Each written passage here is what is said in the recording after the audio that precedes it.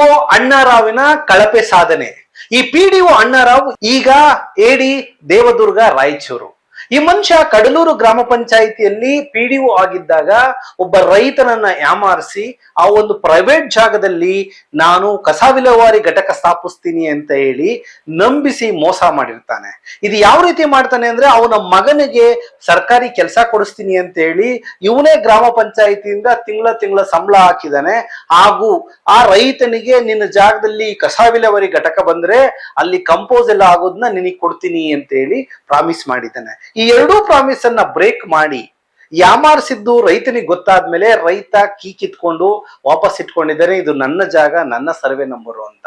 ಅಂದ್ರೆ ಇಲ್ಲಿ ಆ ಘಟಕ ಏನಿತ್ತು, ಕಸ ವಿಲೇವಾರಿ ಘಟಕ ಏನಿತ್ತು, ಅದು ಕಳೆದ 4.5 ವರ್ಷದಿಂದ ಸ್ಥಗಿತವಾಗಿ ಕೆಲಸ ನಿರ್ವಹಣೆ ಮಾಡ್ದಂಗೆ ಅಲ್ಲೇ ಇದೆ.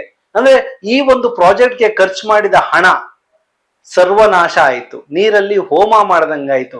ಇದ್ರೊಳಗೆ ಬರೀ ಅಲ್ಲಿಗೆ ನಿಲ್ಸಿಲ್ಲ ಮನುಷ್ಯ, ಯಾವ್ದೋ ಪ್ರೈವೇಟ್ ಜಾಗದಲ್ಲಿ ಹೋಗ್ಬಿಟ್ಟು ನಮ್ದು ಗೌರ್ಮೆಂಟ್ ಬಿಲ್ಡಿಂಗ್ ಕಟ್ಟೋದಲ್ಲ, ಅದ್ರ ಜೊತೆಲಿ ಒಳ್ಳಿ ನಾನು ಕಾಮಗಾರಿಗಳನ್ನ ಮಾಡಿದ್ದೀನಿ. ಈ ಕಾಮಗಾರಿಗಳಲ್ಲಿ ಬಹಳಷ್ಟು ಲೋಪದೋಷಗಳಿದಾವೆ. ಆ ಕಾಮಗಾರಿಗಳಲ್ಲಿ ನಾನು ಖರ್ಚಾದ ಹಣ ಎಷ್ಟು ಅಂತ ಹೇಳಿದ್ದಾರೆ. ಅದರಲ್ಲಿ ಮೇನ್ ಇಂಪಾರ್ಟೆಂಟ್ ಆಗಿ ನಾನು 2 ಕಾಮಗಾರಿಗಳನ್ನ ನಿಮಗೆ ಓದಿ ಹೇಳ್ತೀನಿ.